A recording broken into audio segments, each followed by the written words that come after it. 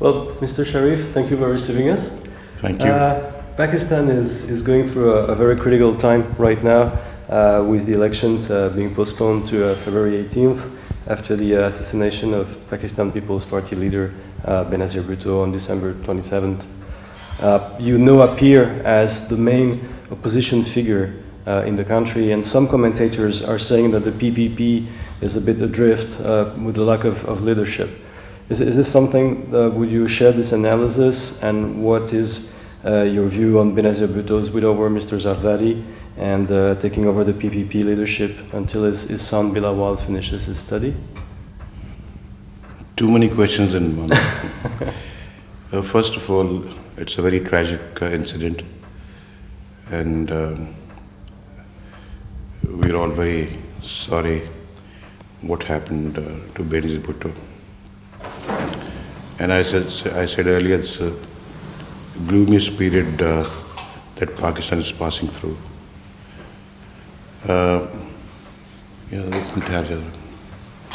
दरवाजा आप कोई ना खोले. Yes, excuse me.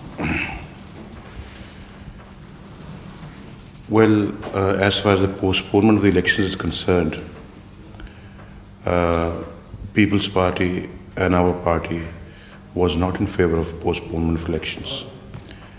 And we made it very clear that the government must not postpone these elections.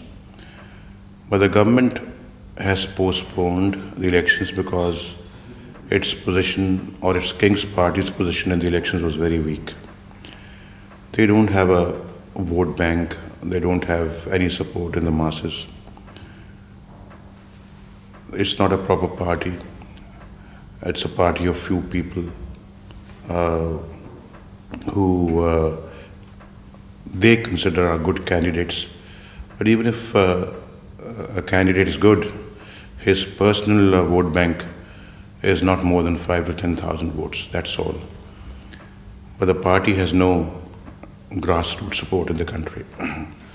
So this is to answer your first question. Your second question was about the leadership of People's Party. Well, of course, the People's Party had to choose a leader, and it is, of course, their prerogative to choose a leader whomsoever they think is the best. Under the circumstances, they've chosen Asif Zardari and, of course, Mr. Bilawal. So we respect their decision. We think they have done this in the best interest of their party. So we have no objection.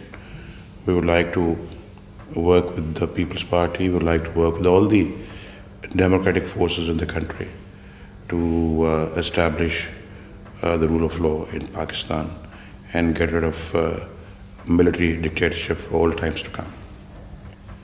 You have declared repeatedly that free and fair elections couldn't take place under the current government of Mr. Musharraf.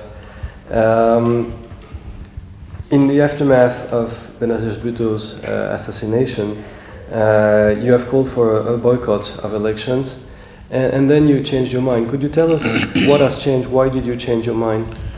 It was to show solidarity and express our deepest concern to the family of Benazir Bhutto, to the People's Party, and to the people of Sindh. And I think it was a right decision at that time. And then we also tried to persuade People's Party to boycott these elections after this tragic incident of Benazir Bhutto's assassination. I went to the hospital straight away because we were campaigning in the same city, Rawalpindi. She was addressing a rally and I was campaigning on the other side of the city.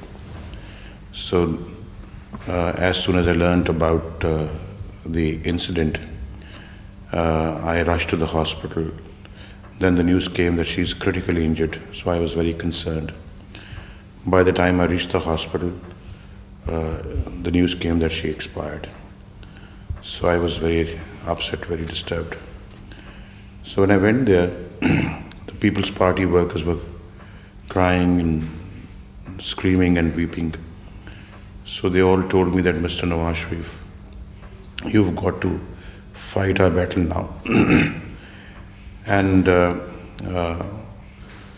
then the following day I went to Larkana to offer my condolences and also to pay respects to the late Benazir Bhutto. So I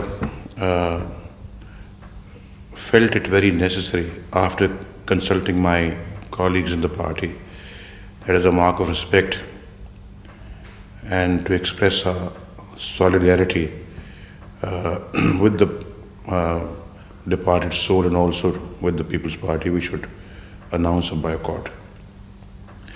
I tried to also convince the People's Party's new leadership to announce a boycott, but then of course they felt that the elections